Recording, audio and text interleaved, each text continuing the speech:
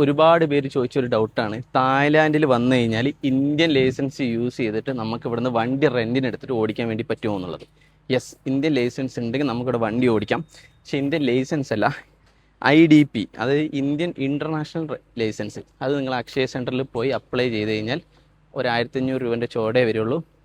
നമുക്കൊരു 3 ദിവസം കൊണ്ട് നമുക്ക് RT ഓഫീസിൽ പോയി തന്നെ നമുക്കത് മേടിക്കാം. ഇതാണ് 1 വർഷത്തേക്കുള്ള IDP ആണിത്. നമുക്ക് കിട്ടും. സോ അതുപോലെ തന്നെ ഇന്ത്യൻ ലൈസൻസ് മാത്രമേ ഉള്ളൂവെങ്കിലും നിങ്ങൾക്ക് ഇവിടെ വണ്ടി തരും. പക്ഷേ പോലീസ് പിടിച്ചു കഴിഞ്ഞാൽ ഭീമമായ ഒരു തുക നിങ്ങൾ എന്താക്കണം, ഫൈനായിട്ട് അടയ്ക്കേണ്ടി വരും.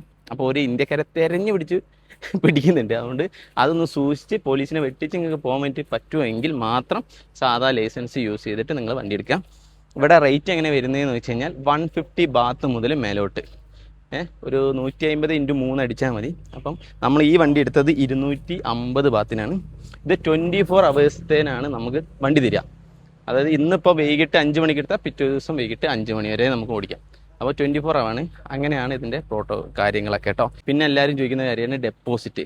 അത് നിങ്ങൾ പോകുന്ന റെൻ്റൽ കമ്പനി പോലെ ഇരിക്കും. ചിലവർ പാസ്പോർട്ട് വയ്ക്കും, ചിലവർ 2000 ബാത്ത് വയ്ക്കും, ചിലവർ 5000 ബാത്ത് വയ്ക്കും. നമ്മളിന്ന് 1000 ബാത്ത് ഡെപ്പോസിറ്റും 250 റെൻറ്റും കൊടുത്തിട്ടാണ് എടുത്തത്.